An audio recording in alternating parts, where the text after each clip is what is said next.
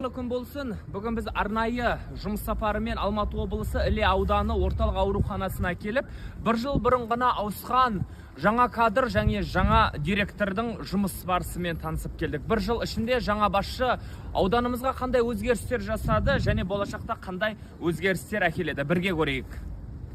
Іле аудандық орталық ауруханасына қазіргі таңда жөндеу жұмыстары жүргізіліп, поликлиника басқа зданияға көшті. Әрбір дәрігерге жеке кабинетпен, әрбір мейірбикелерге жағдай жасап отырған жаңа басшы өзінің тарапынан қолдан келгенше медицинаға үлкен мән беріп, және халықтың медицина сапасын жақсартуға әжептәуір үлесін қосып жатыр. Бірнеше жыл бұрын аккредитация мәртебесінен айырылған орталық аурухана жақында ғана бірінші санатты аккредитация мәртебесін қайтадан өзінің қалпына келтірген болатын.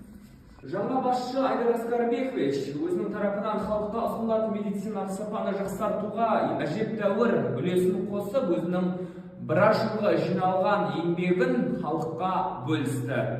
Орынбасарлар мен меңгерушілердің орнын ауыстырып, қызметті жақсартуға өзінің үлесін қосқанмен, бұрынғы басшылықта отырған орынбасарлар мен қызметкерлердің қыдығына тиген сияқты. Аудан тұрғындары мен орынбасарлар қызметінен кеткен меңгерушілердің тарапынан маған сұрақтар, арыз-шағымдар келген еді. Және сол сұрақтың барлығын жинап, Алматы облысы денсаулық сақтау басқармасының директоры Ержан Әбілқасымұлының қабылдауында болып, осы мәселелерді облыстық деңгейде көтерген едім. Ол кісі бұл нәрседен хабары болып, бұның барлығы, өзгерістердің барлығы Іле ауданының тұрғындарының медицина сапасын жақсартуға және де болашақта да тағы да өзгерістер болатынын ескерткен еді. Жаңадан сайланған денсаулық сақтау басқармасының басшысы тарапынан қолдау көріп, халықтың игілігіне сапалы медицина қызмет ұсыну барысында өзгерістер енгізілгені әрине біздің көңілімізден шығады. Қазіргі таңда Іле блогерлары Іле аудандық орталық ауруханасын жаман жағынан жарыса жазып жатқаны әрине парақшадан көрген болатынмын.